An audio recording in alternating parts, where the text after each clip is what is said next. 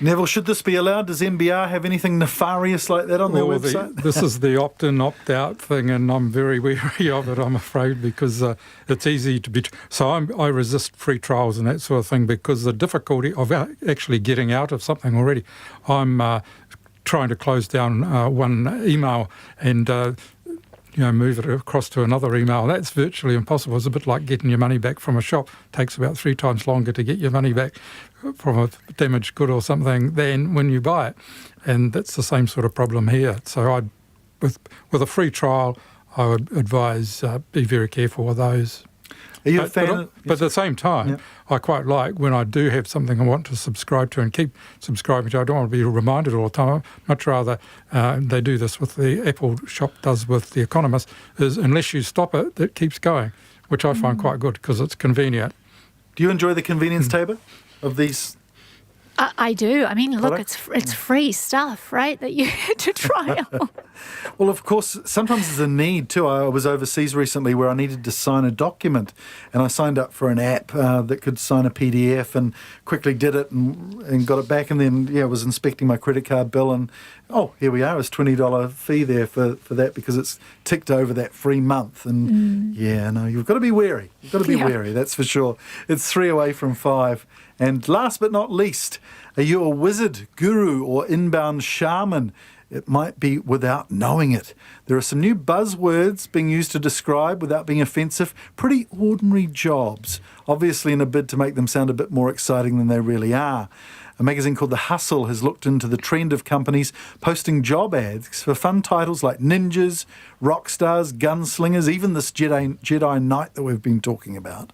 Now, we can run through these roles and what they involve, but rest assured there's no budget for space travel or lightsaber-style weddings if you're going to be a Jedi Knight. But what do you both think? Is this taking New Age speak a bit too far? Well, the business community is full of these kind of jargony, euphemistic terms, but I'd like to see a job for a Mr. Fix-It or Mrs. Fix-It or for troubleshooters. Yeah, that'd be a good one. This is my favourite one, a phone whisperer. It makes the job sound more fun because it's a cold calling job, right? Being hung up on routinely throughout a day. Are there any job titles you've come across, Tabor, that have left you a bit baffled? Oh, look, I was thinking about, I once had a job where my title was Logic Weaver. So, I've been part of this trend to some extent, and I actually think it's fun. I would love to be a ninja or a superhero. I have no idea what that means, but, it sounds like it'd be creative and open to many different things that you could do and try. I guess it's when the reality hits you and I'm a phone whisperer. It sounded like so much fun, but I've been hung up on 20 times. How about you, Neville? Any fancy titles? I mean, editor at large is pretty good. Yeah, it usually means that you're no longer in the office or something like that, in the departure lounge as I am. And it's usually the first step out of having a job rather than into it. It's been great speaking with you both on the panel today on RNZ National. And Neville's off to the ferry to Devonport. Tabor, what are you up to for the weekend? Oh, I'm just chilling out in Christchurch and loving it. Fantastic. Have a great weekend. Wallace Chapman will be back on the panel on Monday. Hope you've enjoyed the week with me. I'm Mike Reid, who's signing off here on the panel.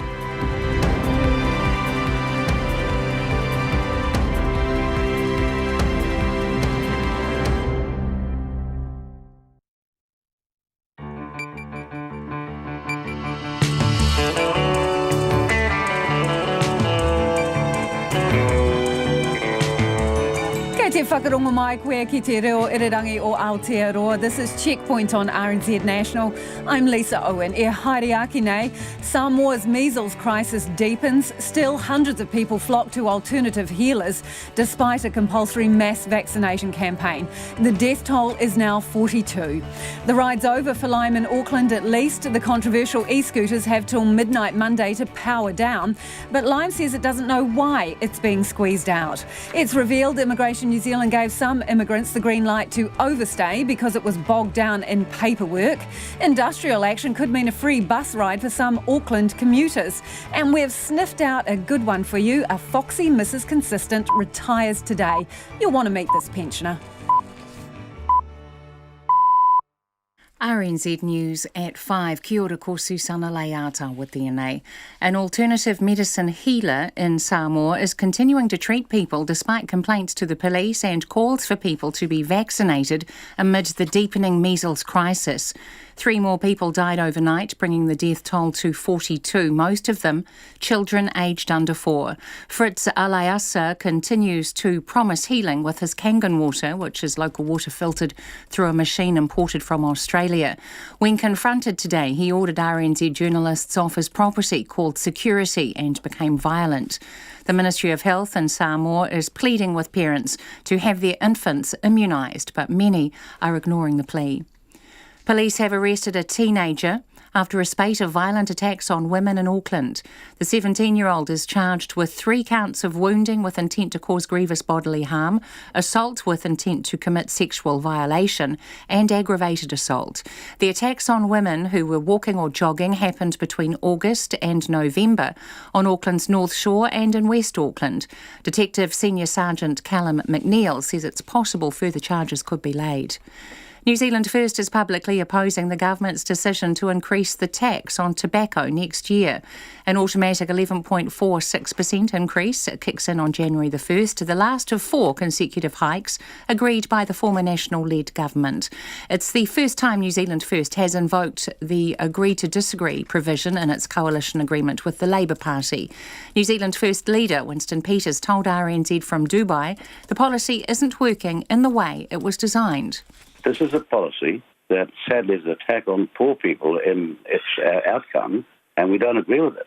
So, and I pointed out that when you have forward forecasts of $2 billion plus collection for cigarette and tobacco tax, then on Treasury's measurement, it never was going to be a policy that worked. New Zealand First leader Winston Peters. Immigration New Zealand suggested people whose interim visa expired because of administrative delays could just become overstayers. The mistake affected more than 100 people, Jill Bonnet reports. There's 108 individuals that have become unlawful as a result of their interim visa expiring. And what we're going to do about that is contact all of those individuals in the next couple of days to let them know that they will be issued a visa within the next week, which will obviously allow them to remain lawfully in New Zealand while we assess their applications. A Lime spokeswoman says the company's incredibly disappointed after its e-scooter fleet failed to get its licence renewed to operate in Auckland. Auckland Council announced today that 4 other scooter companies are more likely to be safer because they have better strategies to influence rider behaviour. Licences were granted for the next 6 months to Beam, Chump, Neuron and existing operator Flamingo. Lime and Wave e-scooters will have to be deactivated by midnight on Monday and be off the streets by Friday. Lime spokeswoman Lauren Mentjock says the company hasn't been given many details to explain why its licence hasn't been renewed. We found out this morning. We're very disappointed and we'll continue to talk to the council about it. We're not going anywhere. Lime still operates in other markets. We are a scooter company that is here for the long run and we'll continue to talk to the council about what's happening in the next 6 months. Lauren Mentjock from Lime Scooters. The charity's regulator says it stands by its investigation into the Hepatitis Foundation and the concerns it identified around extravagant spending and gross mismanagement. It comes after the foundation called in a firm of accountants to review the regulator's findings, which it says contains inaccuracies the charity has long contested. RNZ revealed this week the foundation spent more than $128,000 on travel over 2 years for its board chairperson and paid for lavish dinners at top restaurants. Charity Services completed its 2-year inquiry into the foundation last year, but never published its findings. The foundation says its board strongly rejects many of the claims in the report, including that the travel was unapproved, unreported or inappropriate. A 26-year-old man has been arrested after robbing a bank in Invercargill at knife point and then handed himself in at the police station. Officers were called to the bank in Dawn Street this afternoon after the man entered with a knife and demanded cash. The bank is just down the road from the police station, and after the man left the premises, he handed himself in a short time later with a small quantity of cash. The man has been charged with aggravated robbery. It's coming up to 5 minutes past 5. Rain has forced the players off the field shortly after the tea break on the opening day of the second cricket test between New Zealand and England in Hamilton, where the Black Caps won 73 for 3. Opener Tom Latham has scored his 11th test century and is unbeaten on 101, with Henry Nicholls not out for 5. The batsmen out are Jet Raval for 5, Kane Williamson 4 and Ross Taylor for 53 after England skipper Joe Root won the toss and elected to bowl. New Zealand lead the two-test series 1-0. The disqualification of a teenage Thai weightlifter at the Youth Olympics in Buenos Aires has seen New Zealand's Kaina Andrew Nahu promoted to the bronze medal. Supachanan Kamhang won the super heavyweight division for youth lifters in Rio by 18 kgs, the biggest winning margin of all the girls' events, but has tested positive for a banned substance, meaning Andrews Nahu was promoted from 4th to 3rd. The 18-year-old Andrews Nahu only learnt of her promotion this afternoon when she turned up to her gym in Auckland. Andrews Nahu says she had suspicions about other weightlifters, but she is not going to let it spoil her success. I have suspicions every time I go and compete now just because it's becoming such a common thing. But I also like to believe that there are enough people in the world who can participate in weightlifting who are clean. And I like to see my sport like that, so I'll continue to look at it that way. Kaina Andrews Nahu. Former UFC champion Conor McGregor is set to return to the octagon in January and will fight veteran American Donald Cerrone in a welterweight bout at UFC 246. That's the news. Tonight on Nights, Country Life checks out what's going down in the sheds of Kimbolton. Kiwis play tribute to Dusty Springfield in our Friday Night Live act. Don McGlashan selects a mixtape. And Duncan McGillivray introduces us to the element chlorine, which, given the role it plays in keeping bugs out of the water, will go nicely with a sonic tonic dedicated to swimming pools on Nights In at the Deep End with me, Brian Crump, after the news at 7 on RNZ National. Now the short forecast from Met Service to midnight tomorrow. Northland and Auckland, cloudy periods. A few showers, mainly about Northland. Some heavy showers during the afternoons and evenings. Horowhenua to Wellington, including Wairarapa. Fine at first, cloud and patchy drizzle developing later tonight. Clearing to fine weather tomorrow morning, but isolated afternoon showers about the ranges. For the remainder of the North Island, also Bulla and Nelson, mainly fine near the coast. Showers inland in the afternoons and evenings, some heavy, with possible thunderstorms and hail. Marlborough, Canterbury, North Otago and Dunedin, mostly cloudy in eastern areas with patchy drizzle, clearing to fine everywhere tomorrow morning. Southland, Fiordland and the remainder of Otago, fine in Fiordland, areas of cloud elsewhere, becoming fine everywhere tomorrow morning. Westland, cloudy periods with isolated showers. Chatham Islands, low cloud with drizzle developing this evening. RNZ National, it's 8 minutes past 5. Thanks, Susanna. This is Checkpoint. I'm Lisa Owen. Let's begin tonight in Samoa, where families are continuing to avoid hospital treatment and are still flocking to alternative treatment providers, despite the deepening measles crisis and a state of emergency.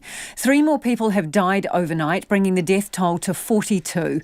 Most of them are children, and many of those children are aged under 4. One of those alternative treatments is alkaline water, known as Kangen water, with one seller telling Checkpoint today he had almost 2,000 customers in the past 2 weeks. But when we attempted to speak with one of the alternative healers today, he became violent, calling in his own private security guards, hitting our car and even trying to take our camera. Our reporters Alex Perrottet and Logan Church are in Samoa. We'll hear more from Logan in a moment, but first, his report. It's early in the morning in Apia, Samoa's capital. At the city's hospital, almost 100 vaccinators, police officers and other medical staff gathered before piling into vans and heading out to the furthest reaches of Samoa. Places like Manunu Uta, about an hour away. When we arrived at the seaside village, kids were playing on the grass, some men were building a new school. Those vaccination teams came last week, But it was too late for one baby, the only measles fatality in the village. Whai Fruin is one of the village residents. His 2 daughters contracted measles. I have 2 kids, both girls. They all affected by measles. Last Saturday, I went to the hospital and... He's just one of the many parents who took their kids to hospital to get the vaccine. At the hospital and at the mobile clinics, more than 50,000 people have been vaccinated so far. But many of those are not in one of the most at-risk groups of people, those aged under 4. Vaccine is very important because measles is the virus is inside our body. Because vaccine is the key to protect and cure the measles. Yeah, but I heard some parents use the environment trees and other water to cure the measles. But I think measles is cured by the hospital. One of the most common home remedies we discovered today was kangen water. We wanted to find out more about it and where it came from. Down the road, Edward Williams Jr. is selling kangen water for 1 tala a litre, almost 60 New Zealand cents. He took us around the back of the shop to show us the machine that makes it, which looks like a water filtration system plugged into the back sink. The machine is bought online from Australia. We asked one doctor live down there, and then he said that he's already drinking the water. He said that it's a good water, but it's not approved in the Ministry of Health. So I don't know. I told him that if I could keep on selling, but he said it's alright. Edward tells us he suggests people also get vaccinated and is clear that there is no proof backing up the claim his water cures measles. But nevertheless, sales are going through the roof. So this is the first week. Yeah, first week there's 511 we deposited, and then second week 1,237. The machine itself costs 12,000 tala. That's about 7,000 New Zealand dollars. It's almost like 12,000 Samoa. A lot of money. That's why we only have 3 routes. It's here, Vaitele and Vaivasi. One of those areas is Vaivasi Tai. It's home to Fritz Aliasa, one of those Checkpoint understands is promoting the use of kangen water as a treatment for measles. We went to visit him this afternoon, trailing behind 2 other carloads of people seeking his alternative treatment, along with a van load of security guards. As soon as we got out of the car, Fritz told us to leave, accusing us of spreading lies. We had not even spoken to him yet. We were asked to leave and began to film from the street. But he and 2 of his security guards ran over, before the security guard ripped open our car door and Fritz tried to grab our camera. When he couldn't, he smashed the car door frame hard right above my head. Meanwhile, at Liulumuinga District Hospital, New Zealand Dr. Scott Wilson is in charge of looking after those who have contracted measles. He told us some of the children he's seen were deteriorating right before his eyes. I think we're running around 18 patients at the moment in the ward. We've been very fortunate. The last couple of days have been, at the more manageable end of the spectrum. But overnight we could be back up at 30. It's impossible to tell. A lot of them are very, very unwell. We did transfer one earlier today through to TTM, who obviously reached a point where we didn't feel they were responding to the therapies that we were administering. We've got a few more there that are they're probably getting towards the upper end of what we can provide in a small hospital like this. He wouldn't comment on the use of kangen water specifically, but strongly encouraged anyone who had concerns about their or their child's health to come in. Alternative therapies, mainstream medicine typically doesn't really have a particularly strong view on them as long as they're not to the detriment of patients' care. So as long as people aren't being taken advantage of financially or being given false beliefs. I don't know, I saw a number of reports about this. I've spoken to a number of people. I probably don't know enough about the details. We're focusing very much on what we can do for the children that come here. And certainly I'd encourage parents, look, if children are very dehydrated, they need fluid, and whether that can be given by mouth or whether it needs to be given through an IV, if they're sick with an infection, they need antibiotics. The death toll now stands at 42, and it's clear that this crisis is far from over.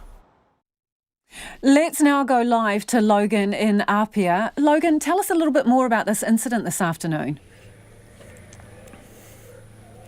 Well, it certainly was frightening, Lisa. We wanted to go and speak to Fritz Aliasa, especially after we had seen how this Kangen water was made. We wanted to see how it was being used, and we understood that Fritz was one of the people who was using it, promoting it as a potential treatment for measles. So we drove up to his property, we parked up and got out of the car. We weren't holding our cameras or anything, but he'd clearly seen us from afar and called out telling us that we were not welcome there and we were to leave. We tried explaining we wanted to speak to him, but he was really keen on us leaving. So we got back into the car and drove down the road where I got out and started filming. But then a couple of the security guards who, as you heard in my story, had pulled up about the same time we did, came walking quite fast over, as well as Fritz himself.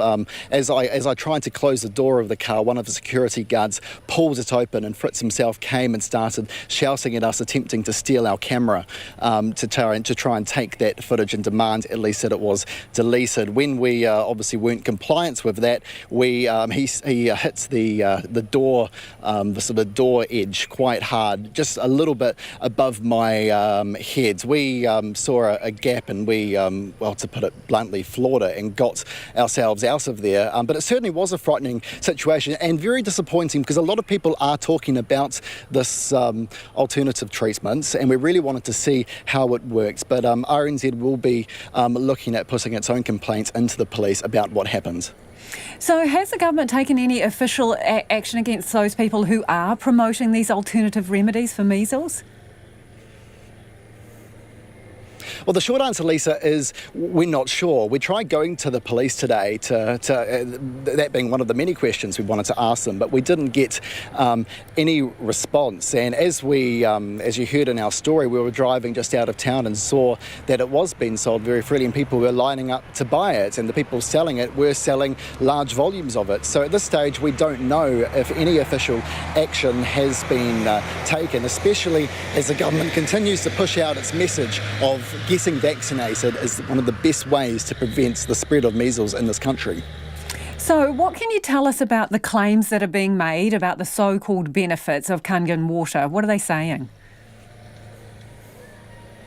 Yeah, I have to be crystal clear, but these are all claims. But it was quite impressive when we met the young man who was selling the Kangen water in that store. He showed us the list that came from the supplier, and it listed a large amount of things, 150 health benefits, including helping cancer, diabetes, cardiovascular disease, sort of a bit of everything on that list. But we have to be crystal clear that those were only just claims, and even those selling it were also clear that they weren't claiming that it would be a cure. In fact, they were saying that people should still get vaccinated anyway. And so what do we know about how that mass vaccination campaign is going? Well, on the face of it, the people who are out there vaccinating are working really, really hard. You can even see on their faces as they left this morning and come back, they are exhausted.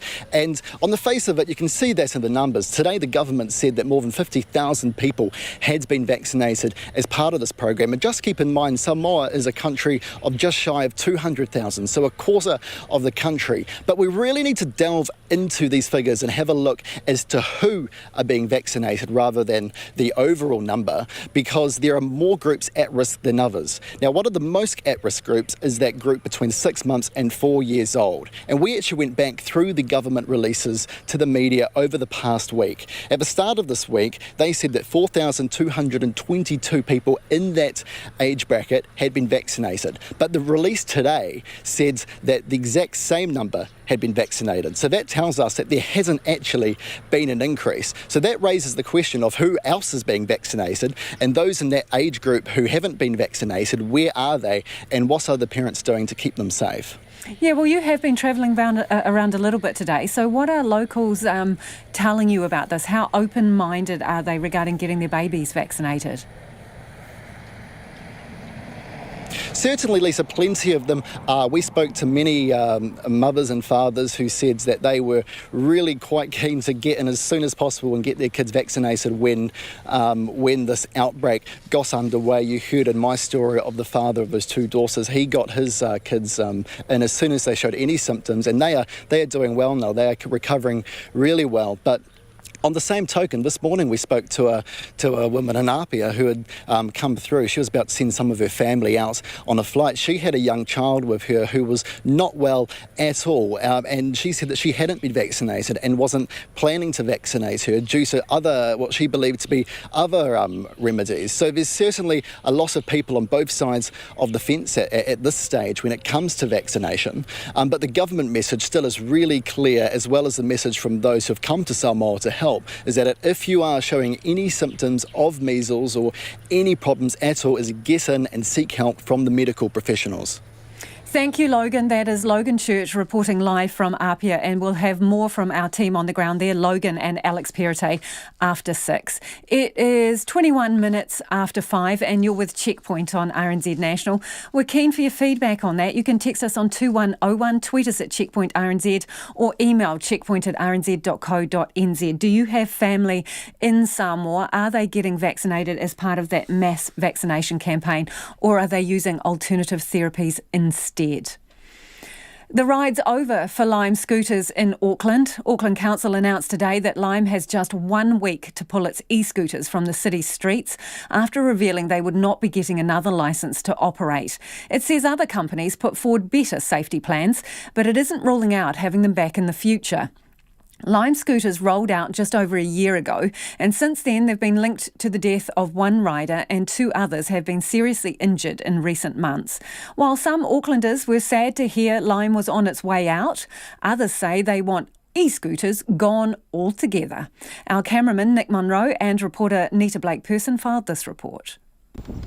After a year on Auckland streets, Lime scooters have turned out to be a bit of a lemon. We had to make some decisions around who we would operate, which operators we'd take forward, and as I say, their application didn't quite come up to the level of the 4 that have been successful. Auckland Council today revealed it won't be giving the US-based Lime a licence to operate. Director of Regulatory Services Craig Hobbs says 8 companies applied for licences to operate over the next 6 months.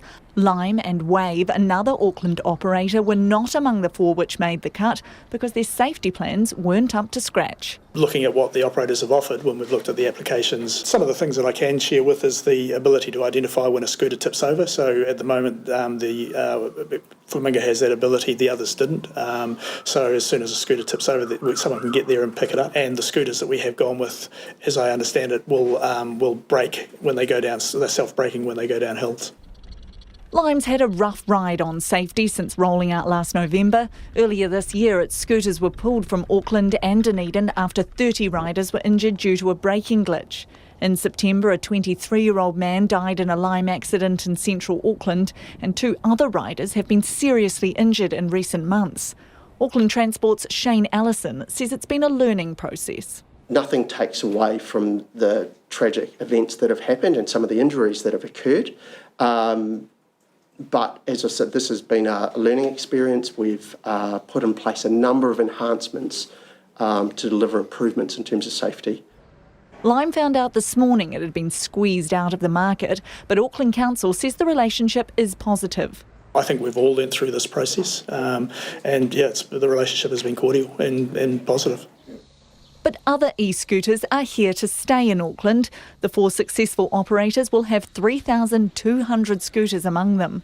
However, they will now have to be deactivated from 1 a.m. to 6 a.m, but in particularly busy areas with lots of bars and restaurants, that time will be extended from 9 p.m. to 5 a.m. Craig Hobbs says the council can't control the speed scooters can travel at, where they can go, or whether riders wear helmets, but is hopeful the government can help in that area. We're waiting for the accessible streets package out of NZTA. They've delayed that a couple of times now. I don't know why. You'd have to ask them, but sooner, hopefully, rather than later.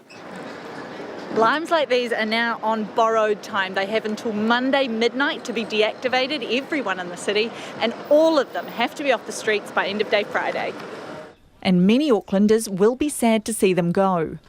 I guess it will be kind of a bit of a shame. pretty gutted, to be honest. I've never really tried flamingo before, but lime's definitely my favourite. I just sort of found lime the easiest to use. They're a bit bigger and clunkier than some of the other ones. But for others, the end of lime's ride couldn't come soon enough. Yeah, I think they're a bit of a menace, with, like, especially in this area here where we are downtown. And yeah, I just think they should be taken off, yeah. I don't really mind. I don't personally go on them myself, but a lot of my colleagues and friends do, and they find them quite handy. Although I've spoken to a lot of Uber drivers who have had people almost crash into them regularly, so they'll probably be very pleased about it. I'd be happy if they were all gone, to be honest. It's not very good for poor-sighted people with dogs themselves and me. So, yeah, I'd be happy if they all went. Auckland Council's decision won't affect scooters being used elsewhere in the country. Lime says it's clocked more than 2 million rides in Auckland and nearly 4.5 million nationwide, and maintains their scooters are the most technologically advanced and safest available. For Checkpoint, Nita Blakeperson. Love to hear from you on that one. Sad or happy that lime is going to be off the streets of Auckland? Text us 2101, tweet us at Checkpoint RNZ, or you can flick us an email, checkpoint@rnz.co.nz. Immigration New Zealand is so behind its visa paperwork, it's told some immigrants they could overstay while their applications are processed. It's apologised to more than 100 people who were left unlawfully in the country as a result, and is telling them it won't hold them responsible. Jill Bonnet reports. Immigration lawyer Richard Small says he was shocked to receive an email suggesting his client should become unlawful and was unlikely to face compliance action for overstaying. We have a heartbreaking story regarding a genuine couple who are married and are waiting for a work visa, have been on an interim visa for 6 months. That's going to expire, and I have just received the most extraordinary email from Hamilton suggesting that they just become overstays for a while. In the email, a case officer says in the current circumstances, it was unlikely the immigrant would be deported for overstaying because he had an application in the pipeline. It says they could choose to remain in the country and would remain unlawful until the application is allocated, processed and decided. Mr. Small says that's misleading and illegal. The Association for Migration and Investments Policy Chair, Arunima Dingra, says the 6-month interim visa was used as a bridging visa while applications were processed. But even those were expiring because of administrative delays caused by branch closures, visa volumes and a lack of trained staff, which had particularly affected residence and partnership applications. We've been talking about this for a few months now, so it's taken very long. It shouldn't have happened this way, and they should have had the answers earlier. She says it would be particularly stressful for people with no professional advice to rely on. It's going to be very daunting for those people to not know where they're at or what options they've got or how bad things could get if this doesn't come out flying and approved. Immigration New Zealand's head of border and visa operations, Nicola Hogg, says the problem was caused by the long wait for partnership visas. 108 individuals that have become unlawful as a result of their interim visa expiring. And what we're going to do about that is contact all of those individuals in the next couple of days to let them know that they will be issued a visa within the next week, which will obviously allow them to remain lawfully in New Zealand while we assess their application. She's apologising to those affected and assures them their unlawful status won't affect any future visa decisions. We're an organisation that believes in owning our mistakes and taking the necessary steps to put it right. And so we are working really hard to make it right for these people within the next week. Ms Dingra says it's been a tough year for Immigration New Zealand and the industry as they tackled several policy and operational upheavals. For Checkpoint, Jill Bonnet. Auckland bus commuters could be in for a free ride next week as striking bus drivers refuse to accept payments. The free fares will affect about half of Auckland's bus routes after members of the First and New Zealand Tramways unions voted down a pay offer made by NZ Bus. From Monday to Friday, drivers will turn down cash payments and encourage people not to tag on or off. New Zealand Bus says the unions are asking for pay increases of nearly 45% and they hope to resolve the situation as soon as possible. John Bond reports. Free bus trips, a bit of a hit in Auckland. It's a pretty good idea, actually. Please keep for longer. I think it's actually a good idea what the bus drivers are doing, stand for their rights of what they what they're wanting and needing. Yeah, it's a difficult job, you know. They're driving all day and they deserve something better for them, yeah. Except for the grumpy ones that don't pick you up when you're in a hurry. You know, that's really good, like they are not stopping the service, at least they are giving service to the customers. It's a positive way to strike, I guess. 800 drivers employed by the NZ Bus Company voted against a company settlement offer and instead for a positive strike. First Union's Jared Abbott says the strike lets the company and Auckland Transport know drivers aren't getting a fair deal without disrupting passengers. It's a way that the community can continue to get to and from work and still get some bang for buck out of the ratepayers' money. But it also sends the message directly to Auckland Transport, who really are the economic employer here. Mr Abbott says NZ Bus have their hands tied by Auckland Transport, which contracts them for the service. He says Auckland Transport drove such a hard bargain that now there's no money to lift poor standards for drivers. What's really going on is there's not really any room for these companies to negotiate because they're locked into contracts that essentially don't have room to move in terms of the funding model. That's the public transport operating model, government legislation from 2011, brought in with an intention to move public transport services towards being fully commercial and not reliant on public subsidy. Mr Abbott says the drivers, working split shifts with time off in the middle of the day, are paid between $18 and $22 an hour, but want closer to $25. We saw bus drivers' conditions in Auckland drop by around 30%, and they've never made that money up. NZ Bus says it's very disappointed that it's come to this after 2 meetings on pay discussions. CEO Barry Hinckley says the unions have asked for pay increases of nearly 45%, for time and a half on weekends and double time after midnight. He says the door's still open to continue negotiations and wants the situation fixed as soon as possible. Auckland Transport says they're working closely with the bus industry and unions and want to improve drivers' pay and conditions, but it will be bus companies which will be liable for any fares not collected. I'll just make sure I'm catching a bus that day. For Checkpoint, Jordan Bond.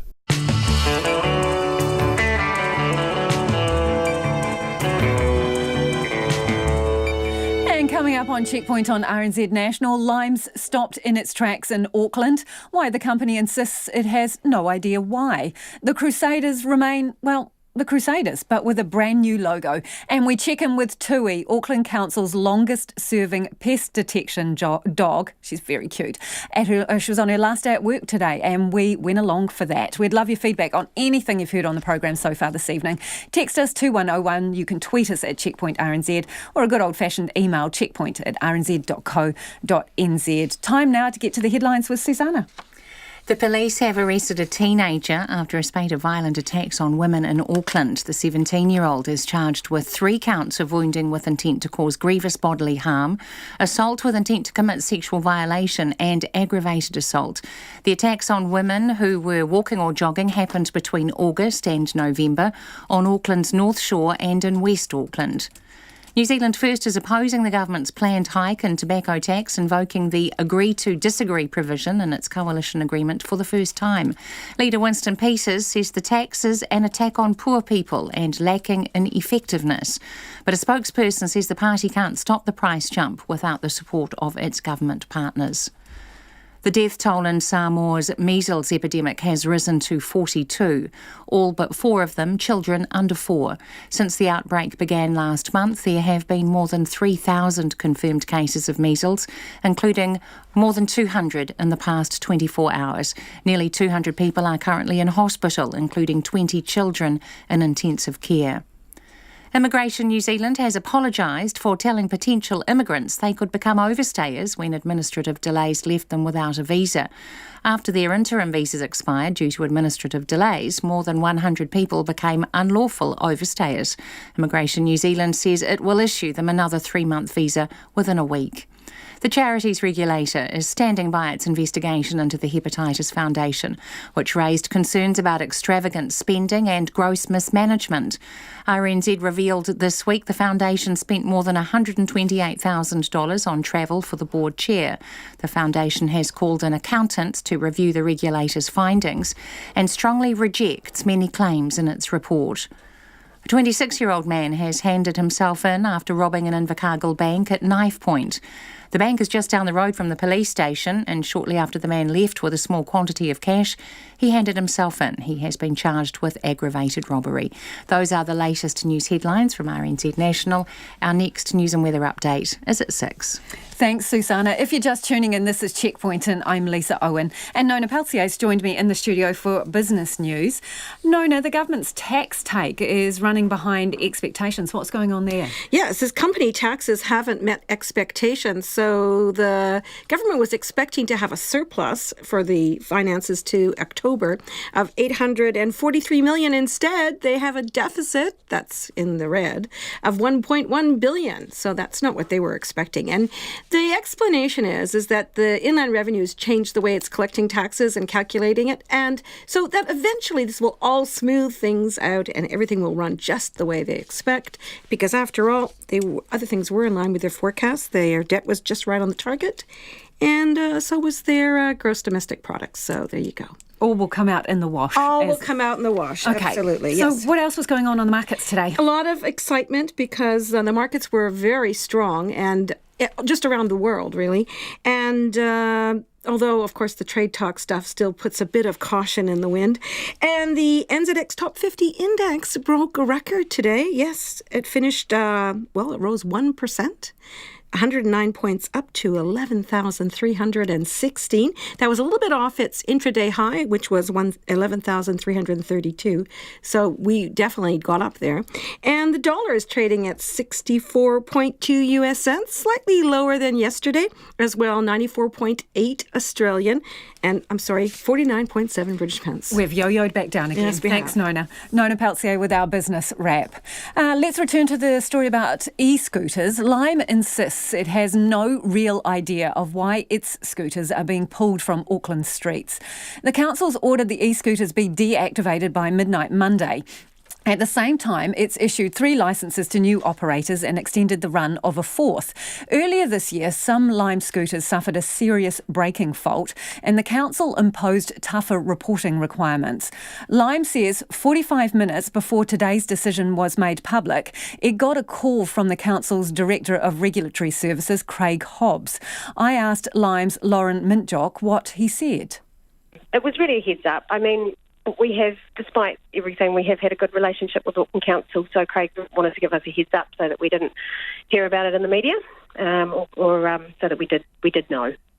So when you say despite everything you have had a good relationship with the council, what do you mean by that? Well, I think there's an inference that Lime hasn't got a permit because of a relationship with the council and because of issues, but we work really closely with them and will continue to do that. So I just want to make that clear that we do work really closely together. So why don't you have a permit then? Why have they given the go-ahead to other companies and are removing Lime scooters? What reason were you given? Well, that's something that we're going to be talking about with them over the coming days. We don't have a lot of information at this stage. As I said, we just found out this morning, so it's all very new for us, and we will be working hard to find out. So even though they've told you to remove your scooters by Monday night, you have been given absolutely no reason for that? We do have a letter. I haven't actually read it too closely. I've been rather busy today. It's been quite a hectic day given the announcement. So I haven't had too much of an opportunity to have a look at what's in there, and we will be talking to the council about it in the coming days. Surely you would read that letter. I mean, they're telling you to take your scooters off the streets. Aren't you interested in exactly why they don't want you there anymore? The letter doesn't have a lot of detail about those reasons, so that's what we need to look into. So Lime is, and we've always been dedicated to providing a safe product and a superior experience for our riders in every community in New Zealand, and we still stand by that. We work with councils around the country, and we'll continue to work with Auckland as well. So Craig Hobbs did say that the successful applicants included higher quality strategies around influencing user behaviour to improve safety outcomes and reduce potential nuisance. So did Lime simply not do enough? Again, without knowing what they've proposed and whether the councils had the opportunity to test those. I can't really comment. Lime does a lot of work to incentivise riders to park responsibly. We have a lot of mechanisms to deal with nuisance and clutter. We've got a huge team in Auckland who've been working on this for a year. We've got the experience and we stand by that. So we'll be talking to them about what other operators may have proposed. So what do you think's going on here? I'm not sure. Really?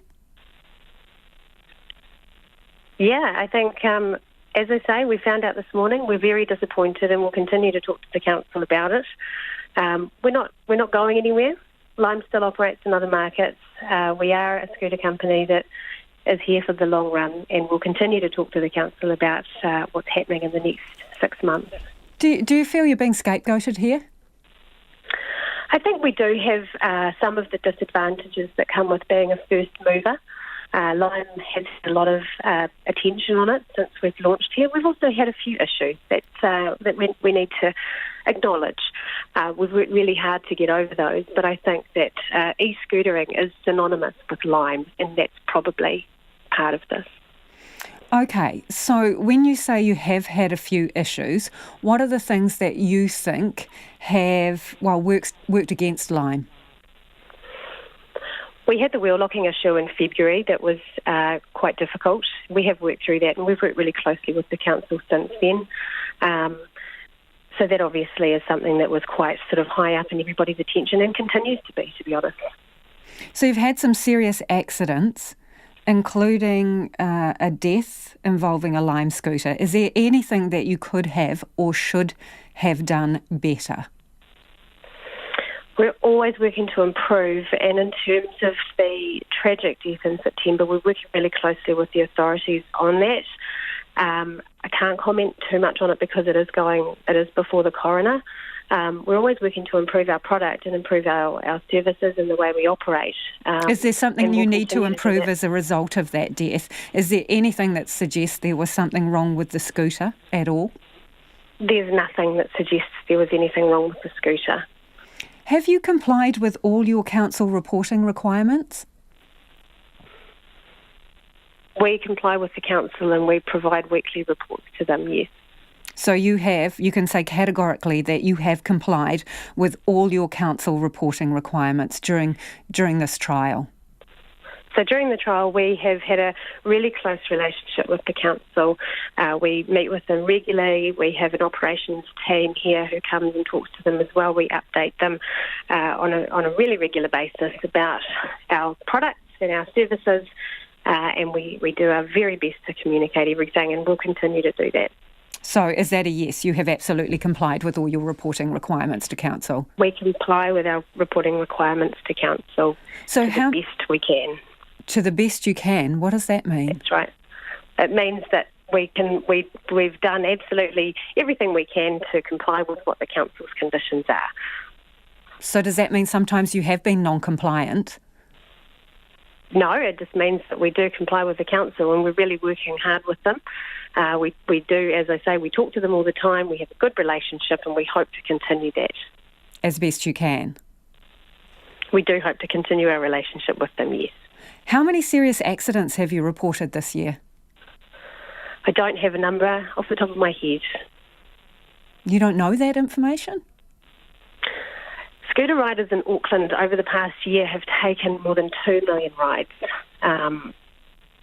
which is an amazing achievement. In New Zealand, we have done 4 million rides. Understand that, but obviously your requirements for reporting mean that you need to report all serious accidents to the council.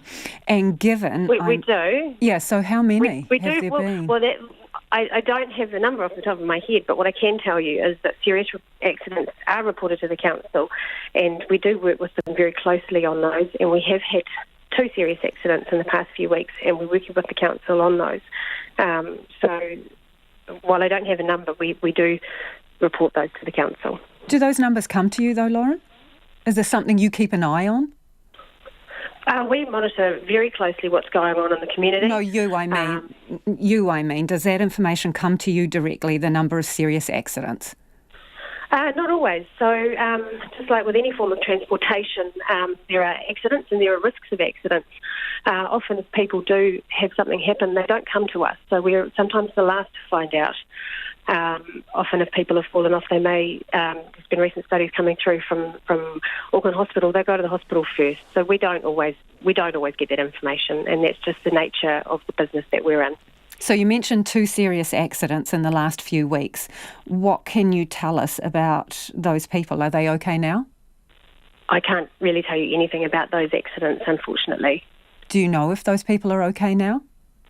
All I can tell you is that we are working with council and the authorities on all the serious accidents, and I can't really comment on that, I'm afraid. Why not? Have you got some kind of non-disclosure agreement? No. Okay, so do you know if those people are okay now that had serious accidents while riding your scooters? I'm not sure how they are doing. I believe that they are still in hospital, but I can't comment beyond that. So you haven't checked up? We're checking up all the time, Lisa, but it's not something that we really talk about through the media. We deal with the council and we deal with the authorities. We are dedicated to the safety of our riders, and we're always doing what we can to improve. So and we'll continue to do so. Do you know if there were any issues with your scooters in those 2 incidents? We have no reason to believe there was anything wrong with our scooters. We stand by the safety of our scooters. We have the safest and most robust scooters on the market in New Zealand that are designed for the sharing economy. So does the data on board those scooters indicate to you that there was nothing wrong with the scooters involved in those 2 serious incidents? I can tell you that we don't have any reason to believe that there was anything wrong with the scooters, and that's all that I can say about that, unfortunately. What informs that belief? We have really robust processes in the back end, so we can check our data. We've got a whole lot of ways that we can check that. So your data does confirm there was nothing wrong with those 2 scooters? All I can say again is that I can't comment any further than what I've just said on those 2 Again, accidents. why can't you confirm whether or not there was faults with your scooters in those accidents? I just told you that we don't have any reason to believe or any evidence to believe that there were any faults about that, but I can't comment beyond that. How much money has Lime paid out for people being involved in accidents in New Zealand? I don't know. So you do pay out and you have paid out? Lime has a compensation process where riders can ask to be compensated. But I don't know how much would have been paid out. That's not something that I'm across. How many riders have you compensated? Probably very few. I'm not entirely sure again of the number, but probably about a handful. So what, more than a dozen or less? No, less, but...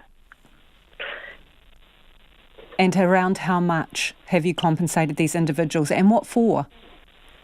I'm not entirely sure, and actually that's something that really, I don't know what it has to do with the current discussions about the permit. We do take rider safety really seriously, and we're always trying to find out about our rider experience and work to improve on that. It goes to the issues around safety and also Lime's culpability or not. So what have you paid these people for? Probably property damage. What about medical, loss of income and work? Checkpoint understands that you have paid out for that too. Is that the case? So Lime, as I said, has a compensation process where riders can ask to be compensated. That process has now been disestablished because we have an ACC no faults process in New Zealand, and that's something that we'll also be working through. Okay, so you were paying people and now you're not. That's what you're saying? That's right. Okay, and did you require those people that you paid to sign non-disclosure agreements? So I'm not entirely sure the process for all of those people, so I can't comment on individual cases or any even of them. Did you require any of them to sign confidentiality agreements? So Lime has agreements because we pay people out in other countries, including the US, where it's a very, very different system. And in those cases, it's really so that people can't they acknowledge that they have been compensated. I'm very specifically talking about New Zealand here, Lauren. Have you required any of those people that have been paid compensation to sign non-disclosure agreements? Can I just stop here for a second, Lisa? No, we're still on air here, Lauren, so I'm asking you, have you asked them to sign non-disclosure agreements? Have you got any of them to sign non-disclosure agreements? The agreements that people sign is a mutual release. It's a waiver that allows people to acknowledge that they have received compensation. And they're required not to speak publicly about it. Is that the case? Absolutely not. No, not at all. And do they have to waive any rights when they sign that? It's really based on a US system. So that's what it comes down to, and it's something that Kiwis aren't familiar with. And that's why we've made the decision to do away with it. Lauren Mentjock says Lime is keen to return to the Auckland market. It has a team of about 50 people in the city and is still figuring out what losing the contract will mean for those workers. It's just gone 10 to 6. I'm Lisa Owen and you're with Checkpoint on RNZ National. Again, let us know what you make of the move with Lime scooters. Do you want them to stay on Auckland streets? Or if not, why not? You can text us on 2101, tweet us at Checkpoint RNZ or email checkpoint@rnz.co.nz. It's retirement day for Mrs. Consistent after practically a lifetime with her nose to the grindstone. Tui, that's her real name, is a foxy Jack Russell cross who sniffs out rats and mice that threaten our wildlife on islands in the Hauraki Gulf and further afield. She's been in the job 12 years, which is epic in canine time. Now, 7 of those have been with Auckland Council as its first ever pest detection dog. Tui's sidekick, Brian Shields, he's a human, trained her from a pup and has worked with her until today, when she clocked off duty for the final time. This is Tui. Tui's the one we're retiring after 12 years in the conservation field, working in the environment. We've got Pippi next to us and we've got Mawhai behind me and Zip at the back. A good crowd for a retirement party. Hey, obviously Tui has a real good sense of smell and is incredibly alert. Do you reckon Tui senses something's in the wind today? I think so. The sad thing was she's always been a really obedient dog, and she's just pretty rapidly gone deaf on us. So it's been another world for her, really, and I'm not sure. Sometimes I can get right close to her and she can freak out a little bit, and so just taking time with her and yeah, I think she knows something. We're not going out in the field as much, which she likes. She's still physically fit to do that, but not being able to hear is a big part of on an island when you're working in endangered animals, you need the dog to hear you. So yeah, I think she'll miss it. Yeah. Hey, so can you just humour me and just imagine that you're about to give a retirement speech for one of your favourite colleagues here. So how important has Tui's work been over the years? I mean, how would you describe her to us? Good question. Mrs. Consistent, I'd say. I've worked with this dog for 13 years, and every day. So if you work with a colleague for 13 years, but she's always had my back at work, we work amongst some of the most endangered animals in the world. We did a big trip to the Antipodes recently, and work amongst all those animals that she's never seen before, and just not look at them but do her job amongst that is pretty incredible. And the places we've been, we've been to pest-free islands, we're part of the Rangitoto Motutapu eradication, and just the places we've gone, has been pretty incredible. And not to have her and then bring Pippi along is to get her up the standard. It just showed me how long it takes to actually get a conservation dog which is well balanced. It's not done overnight. It takes time, and Tui's the whole package. So you are going to miss Tui, it sounds like. Oh no, I've still got her at home. She's retiring back at home, but yeah, I'll miss her. Hang on a minute, Brian. Sure. Tell us about that. You didn't want to part company. You're keeping her.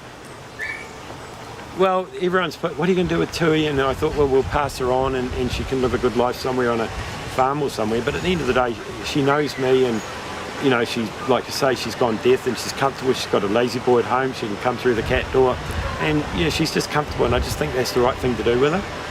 And she's not a problem. So yeah, I'm going to keep her for sure. You big softy, Brian. Yeah. Oh, I don't know. She's the softy. Yeah. Hey, what's made her great as a rodent dog, as a pest dog? What's made her fantastic? well balanced. I can always explain to people, if I take the Springer to your place, say we go to a barbecue at your place, I take a Springer or a Lab, it'll sit under the barbecue and look for food. And that's that.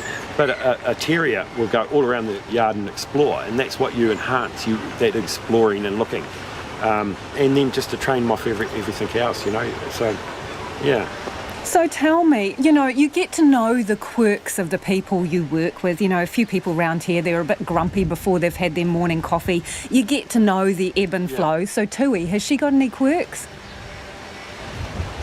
No, not really. She just likes getting out in the field. She like the balance. She's just so balanced. You know what I mean? Just across the board. She hasn't really got any part of the job is recognising your dog. So you're working on a pestry island. There's literally no rats there. Very rarely, you'll come across something. And it's about, for her, it's about watching her. She's got to smell other stuff to know what's there, and you've got to read that. And her being so balanced. If there's a rat there, the whole mood changes. Like we put a rat here now, all basically the dogs will just, even the smell of a rat will alert them, and you'll see them all be elevated, and that's the consistency.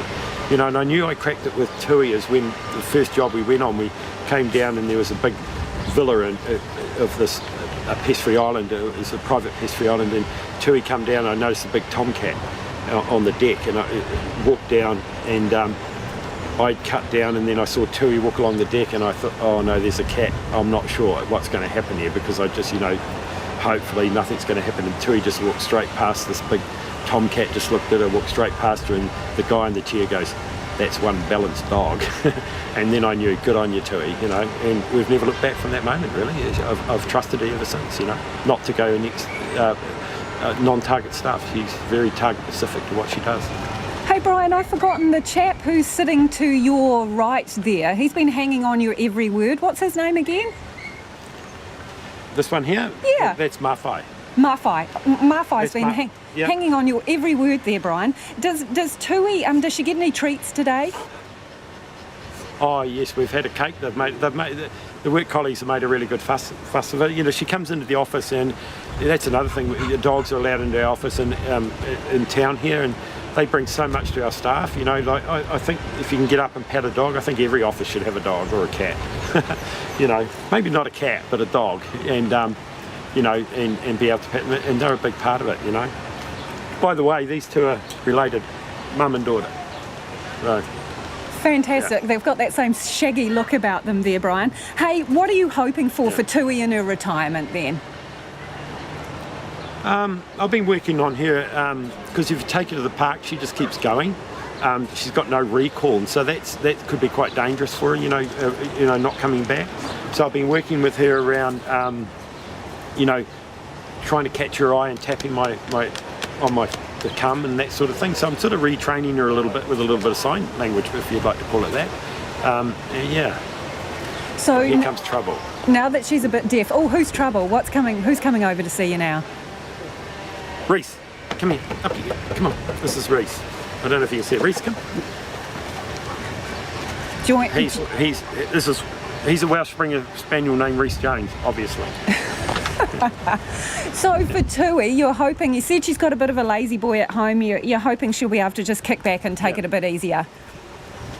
Yeah, she's still really active. You can see she's in very good shape for her age. She's 70 odd in, I think, human terms. So, but that's probably the sad thing, is she's so good, and she's still got a lot to give. But that deafness has just done it. So I just think lay back at home and enjoy it, and we'll just play it there. She gets on with it. You can see all the dogs get on. They don't fight. They all have their little quirks with each other. But at the end of the day, they're all friends, and and that's another part of their training. They all get on. Yeah. And that was Brian Shields, who trained Tui from a pup, and that was Tui's last day as a pest detection dog. She is the longest-serving pest detection dog for the council. And if you were listening to that on your radio, I do urge you to go and have a look online. We'll put it up there, because Brian is surrounded by, a few dogs, Pippi, Mawhai and Tui, and they are so cute. Check them out. Time for some of your feedback now. Regarding Lime, the scooters. They've got the boot from Auckland streets. They have to be powered down on Monday night. This person says, Lime was fun. Shame to see it end because of some drunken idiots. Think about the other thousands of users who loved it. Jack, on the other hand, from Christchurch, has got in touch to say good riddance to Lime in Auckland. No, the scooters will not be missed by me. It's my hope that Christchurch City Council will see sense and ban them from our streets. But to anyone who'll miss the Lime scooters, Jack says, get a bike already. This person says, as usual, Lime is disingenuous. Safer scooters would be neat. And B of Southland has got in touch to say any bicycle fan can see that the design of the scooter that Lime has chosen to roll out is too tippy.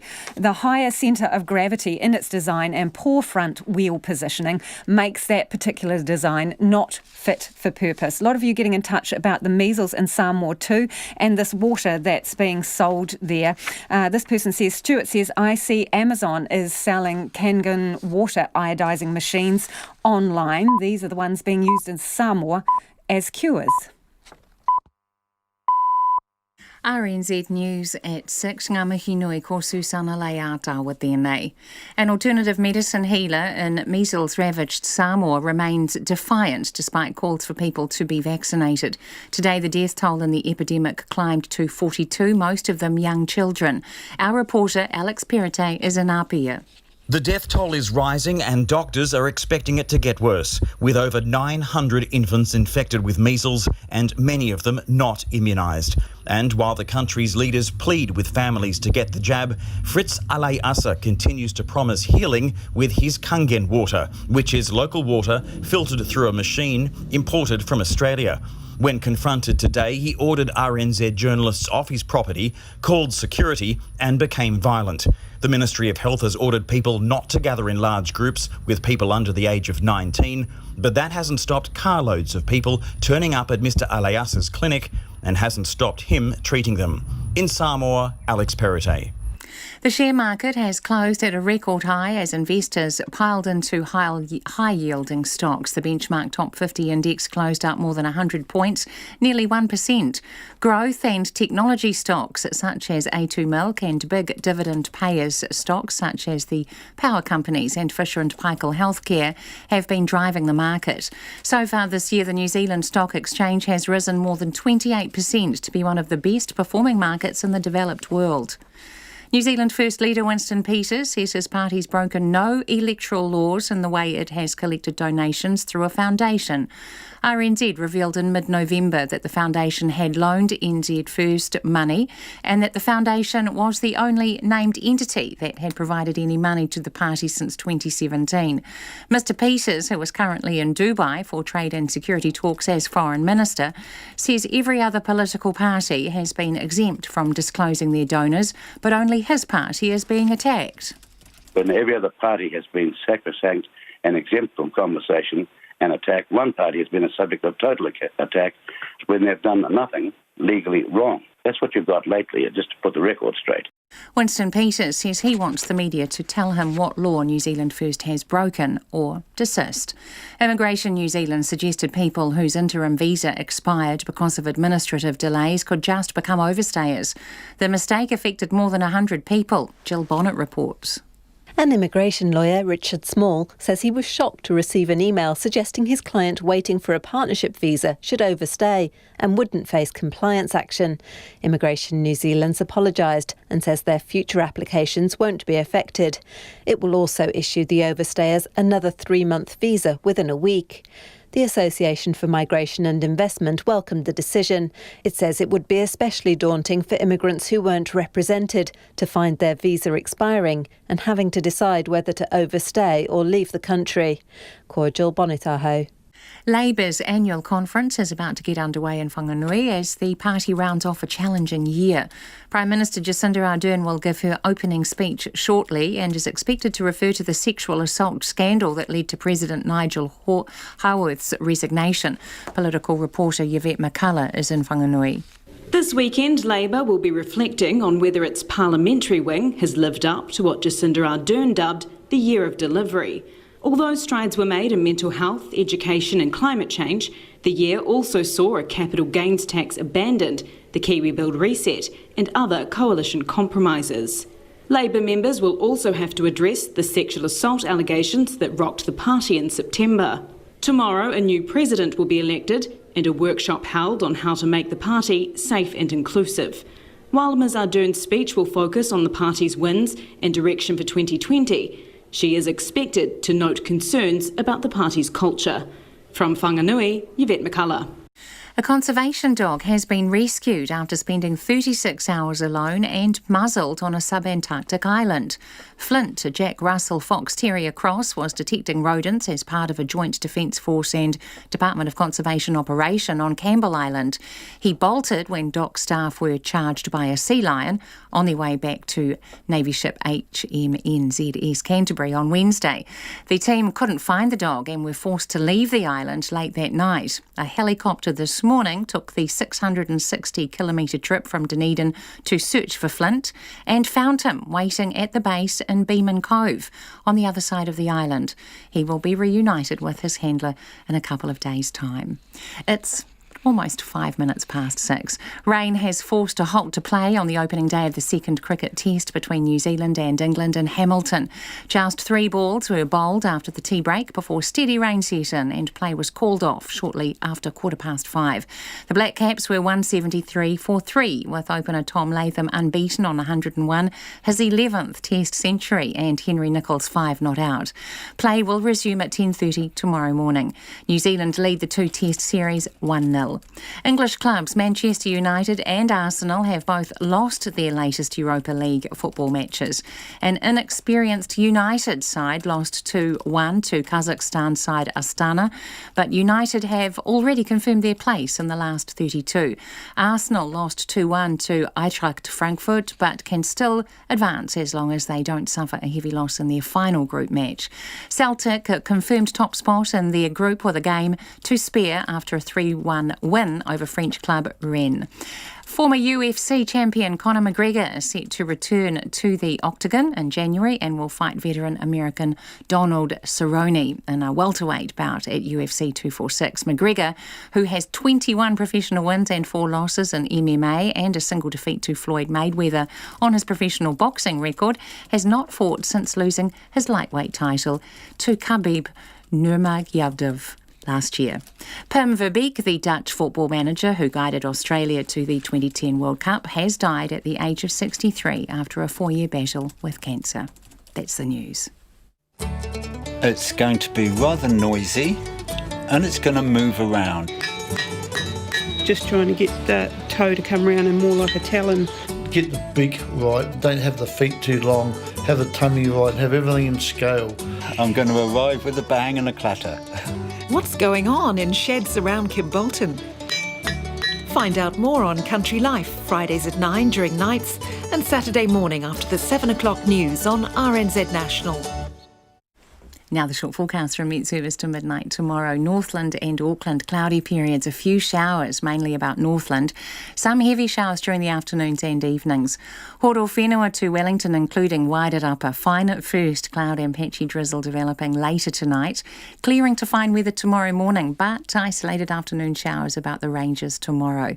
For the remainder of the North Island, also Bulla and Nelson, mainly fine near the coast. Showers inland in the afternoons and evenings, some heavy, with possible thunderstorms and hail. Marlborough, Canterbury, North Otago and Dunedin, mostly cloudy in eastern areas with patchy drizzle, clearing to fine everywhere tomorrow morning.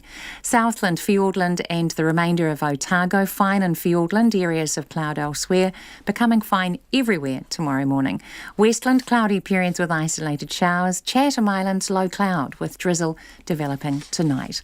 RNZ National, it's 8 minutes past 6. Thanks, Susanna. If you're just joining us, this is Checkpoint and I'm Lisa Owen. Let's return now to where we began the program in Samoa, where the death toll from the measles epidemic has risen by 3 overnight to 42. Questions are now being raised about the role of the New Zealand government and whether help should have been offered following the death of 2 babies in Samoa last year after they were given ill-prepared vaccines. Checkpoint has repeatedly requested an interview with Foreign Affairs Minister Winston Peters for the past fortnight. We wanted to ask if New Zealand considered coming to the aid of Samoa sooner to slow the spread of the measles infection. Mr Peters has refused our request for an interview again today. Our reporters Alex Perrottet and Logan Church are in Samoa. Alex asked South Canterbury doctor Scott Wilson this afternoon about how medical staff are coping and whether help should have been requested earlier. He began by asking him how many patients were at the Lulumonga District Hospital. Look, they're variable. Every day's different. I think we certainly had a very busy day on Monday. We saw probably around sort of 2 to 3 times what we typically see in a day on Monday. Over the last couple of days, it's kind of come back down to our average. We're seeing sort of routinely somewhere in sort of the mid-30s through the emergency department. That seems to be pretty consistent. Some days are a little bit lighter, and we tend to make up for that the following day when the people that possibly couldn't make it in, come through. But yeah, we're probably averaging in the mid-30s. Right. And how serious are the cases that are here now? Look, really, really variable. Incredibly variable. Some families who have been through it with older siblings are much more aware of the symptoms to look for. So they're very fortunately presenting very early when those symptoms arrive, with their younger children often. But some people, due to a number of different reasons, are still presenting very late. Those are very, very scary, and we're getting a few of them every day that require, resuscitation and reasonably intensive work from the team. But fortunately, we haven't had any really, really terrible late presentations for a few days. So most of them are still arriving where they're able to be salvaged and treated here without needing to go for intensive care up in TTM. Because this is a district hospital and there's one main road here, but there's some villages, some quite remote villages, so I guess it's still quite a long way to travel for some families to get here. So you're finding that they've seen the symptoms, they try to get the kids here, but by the time they get here, it's getting pretty late. Yeah, look, travel is a bit of a challenge, and I think it's not just from getting here, it's also if we don't think they're necessarily well enough to, unwell enough to stay in hospital, their ability to return can sometimes be a problem. So trying to work out, whether sometimes we have to admit people that possibly wouldn't necessarily meet the threshold, but we're worried they couldn't get back if their symptoms got worse. And some children are deteriorating literally before our eyes. And it's very hard to predict which ones they are. We have children who present, we look after for a couple of hours, we give them, hydration and antibiotics, and they seem to perk up nicely. We see them back the following day and they look terrible. So, some of the ones that, that we think really are going to do well are some of the ones that actually come back looking pretty unwell the following day. We've seen a lot of influx of Australia and New Zealand help. You guys have been here working hard. We heard from the Ministry of Foreign Affairs and Trade today that there'll be 100,000 more vaccines coming, more doctors, specifically doctors that speak Samoan, which makes a lot of sense. Absolutely. So there's a lot of investment. This, though, is a tragedy. There's 42 dead and that's counting. And this was a problem that was around a lot long before we jumped on this bandwagon to help. Should we have been here earlier, do you think? Look, again, that would be inappropriate for me to speculate. I mean, I was asked, to come, and as soon as I was asked, I put my hand up, as did my team. Exactly how those messages filtered through, you would need to address those to someone who was involved in those discussions. As I say, when we were asked, we put a hand up and we deployed very quickly once we were asked within a couple of days. Great. And then just finally here at this hospital, how many are here and how many are in a critical condition? Can you just give us a bit of an update on the numbers? As far as specific numbers go, I mean, I think we're running around 18 patients at the moment in the ward. We've been very fortunate. The last couple of days have been, at the more manageable end of the spectrum. But overnight we could be back up at 30. It's impossible to tell. A lot of them are very, very unwell. We did transfer one earlier today through to TTM, who obviously reached a point where we didn't feel they were responding to the therapies that we were administering. We've got a few more there that are they're probably getting towards the upper end of what we can provide in a small hospital like this. And that was Alex Perrottet talking to South Canterbury Dr Scott Wilson in Samoa. Meanwhile, as Samoa's measles crisis worsens, Brisbane is experiencing its worst outbreak of the disease in years, with more than 20 confirmed cases. The outbreak started among the Pacific communities, with 25 cases confirmed so far. And health experts say the outbreak is due in part to infected people travelling from New Zealand. The ABC's Liam Fox reports. Pacific Islanders live all around the Queensland capital, Brisbane, but there are large communities concentrated in the city's south. That's where the state's worst outbreak of measles in recent times began last month. If you're connected, there's like 3 degrees of separation. So we do have seen stories come up on our Facebook feeds of friends who have had friends, children affected, and it's really sad to see their children hospitalised. Dr. Nicola Fa'avale from the community group Mana lives in 8 Mile Plains. She says measles is now a big issue in the Pacific community. Mostly around those who have been affected. So I don't think there's largely a prevention talk in the community. It's mostly around kind of still coming to terms with the outbreak itself, I feel. Dr. Kari Jarvanen, the Director and Public Health Physician for the Metro South Public Health Unit, says there are now 25 confirmed cases of measles. This is the biggest and worst measles outbreak we have had for quite many years. As is the case with the outbreaks in Samoa and Tonga, he says the highly contagious disease arrived in Brisbane via travellers from New Zealand.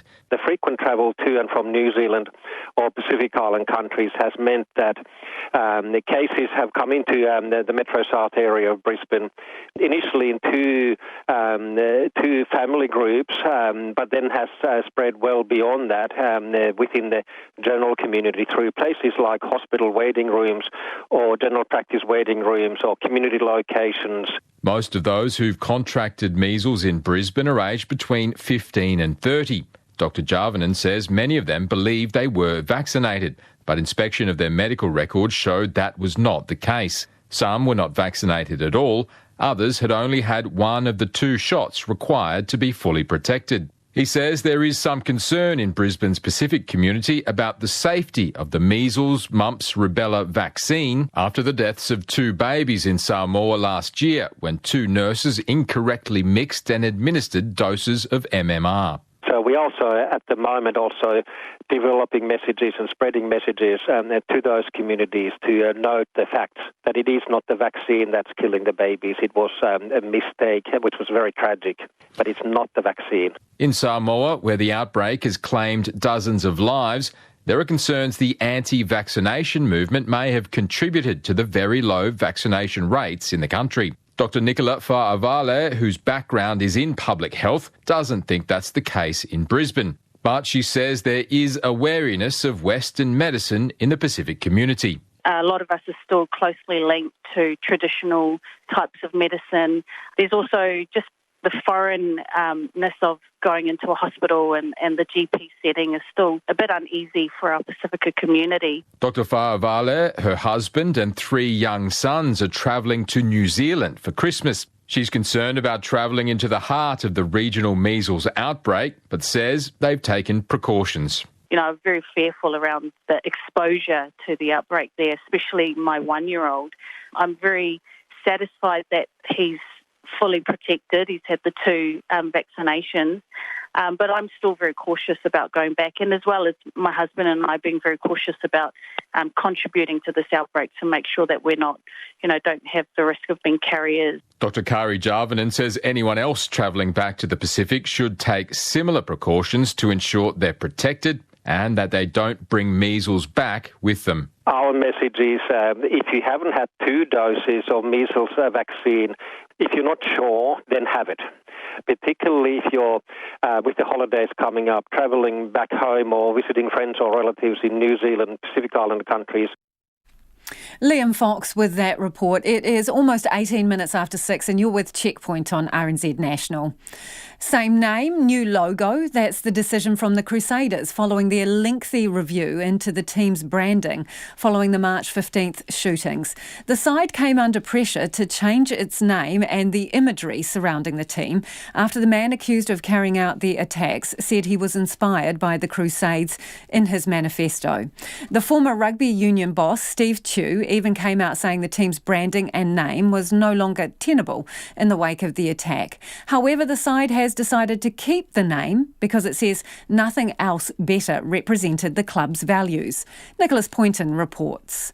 As media arrived at the Crusaders training facility this afternoon, signs were already being put up with the yet-to-be-revealed logo covered over with cardboard. Inside, the Crusaders' chief executive, Colin Mansbridge, said the franchise was horrified that people connected the team's identity to the March 15th attacks, and he wanted to change that. Despite this, the team has kept the name, and Mr. Mansbridge defended the decision to do so. saying the team wanted to rebrand what it meant to be a Crusader. I think of people like Kate Shepherd in Christchurch when I think of the word Crusader. I think about Tariana Turia and the way she's described as a Crusader for the rights of Māori youth. And latterly I've heard people describe Greta Thunberg as a Crusader. And that's used in everyday language, and nobody seems to have a problem with that. They're very excited by that. And we have to be conscious if we're going to be that sort of Crusader. So we want to be Crusaders that include and unite. He said that involved doing away with some of the old imagery, and the new red and black Tohu logo was a nod to the Crusaders' multicultural team and fan base. However, Mr Mansbridge could not confirm if the horses would be returning to the field for Crusaders home games next year. He told the media the Crusaders had consulted with members of the Muslim community about the review process and came to an agreement. We connected with the leaders of the Muslim community very early on, and we reached an agreement that they want no part of the decision, basically, and we made a promise to them that we would not involve them in any responsibility for the decision. We'd make the decision ourselves. The former president of the Canterbury Supporters Club, Dick Taylor, was delighted by today's announcement, as he was worried the name might be dropped. I'm very relieved and pleased that the name Crusaders has stayed. I think that's just part of keeping the name as part of the great part of the heritage. He felt like the imagery needed to go, but he was tepid on the new Māori-inspired logo. No disrespect to the Maori, but I mean, like you just said, a lot of cultures live in Christchurch and New Zealand and around the world. There's actually more cultures, so we're not dominated by one particular culture. But there was more of a mixed response to the logo and rebrand by locals on the streets of Christchurch. I like it. It's really cool. What do you like about it? I like the colour scheme of it. Mm-hmm. It's different. To me, it just looks like nothing, because I'm not familiar with the Maori, whatever it is. I just think it's awesome. I love the Maori context. I love the black and the red. It's visual. I think it's stronger together. It's really powerful, and I'm so excited about it. Going into next season, the Crusaders will look to slowly roll out more of the messaging behind its rebrand. The new logo is expected to feature on the team's jerseys in 2021. In Christchurch, for Checkpoint, Nicholas Poynton. Preschoolers are being wrongly labelled as overweight and obese, which could be setting them up for a fatter future. New research published today in the New Zealand Medical Journal criticises the use of the body mass index in before-school checks as an inaccurate and potentially harmful. Harry Locke reports. Before-school checks are designed to pick up any problems before children start school. But dietitian Lucy Carey's research suggests it could be doing more harm than good in one respect. Studies have shown the body mass index, or BMI, can be hugely inaccurate for individual children, wrongly classifying them as overweight or obese. When parents are concerned their child's overweight, they're more likely to restrict food for that child. And you probably know, if you've ever been on a restrictive diet yourself, that you feel deprived and you seek out food more, and you almost become obsessed with food. And it's likely something like that is happening in these children. It's actually causing them to gain more weight over time. She says BMI is even more of a problem for some ethnicities, in that it doesn't even take different body shapes into consideration. Māori and Pacifica populations tend to be taller and have more muscle. It's quite flawed in that if you're too tall or you have a higher muscle to fat ratio, it overestimates how fat you are. Ms Carey wants to see BMI removed completely from the before-school check. In its place, she wants a more nuanced approach, such as talking with parents about the importance of adequate sleep, monitoring screen time and home-cooked meals. Paediatrician Dr Yvonne Anderson says BMI, while imperfect, is probably still the best measure available. And because of the country's high levels of child obesity, early intervention and weight measuring shouldn't be removed. But she agrees the conversation around it needs to change. To talk about healthy lifestyle change and how to make that persistent, and actually stopping using words like obesity, diet and weight loss, because I think they're simply not helping in that kōrero around healthy lifestyle change. Plunkett's Clinical Services Manager Sophie Woodger says they are already trying to have such discussions. our staff receive extensive training on how to have that conversation in a way that is easy to understand for the family, and it's more about communicating what we're going to do going forward rather than affixing labels to children. But mother of two, Jo Cordwell, says her friend had one such experience. They suggested maybe that their child was looking slightly overweight, but she took quite a lot of offence to that and thought it was a bit ridiculous. New Zealand has the second highest rate of child obesity among OECD countries after the United States. The Well Child Tamariki Ora programme, including the Before School Check, is currently under review, which will include a focus on dealing with obesity. For Checkpoint, Harry Locke. The disqualification of a teenage Thai weightlifter at the Youth Olympics has seen New Zealand's Kana Andrews-Nahu promoted to bronze. Supatran and Kam Heng won the super heavyweight division for youth lifters in Buenos Aires by 18 kilos, the biggest winning margin of all the girls' events. But she's since tested positive for a banned substance, meaning fourth place, Andrews-Nahu, was lifted from fourth to third. The 18-year-old told sports editor Stephen Hewson she only learnt of the promotion this afternoon when she turned up to her gym for training. It's hard to hear that someone would do that, but at the same time I'm still proud of how I did there and definitely proud of the outcome considering I got a bronze medal. Did you have suspicions? Yes, but I have suspicions every time I go and compete now just because it's becoming such a common thing. But I also like to believe that there are enough people in the world who can participate in weightlifting who are clean, and I like to see my sport like that, so I'll continue to look at it that way. You're obviously quite optimistic in your outlook. Yeah. I mean, you really have to be though, like in a sport like weightlifting where there are quite a few people who are doping.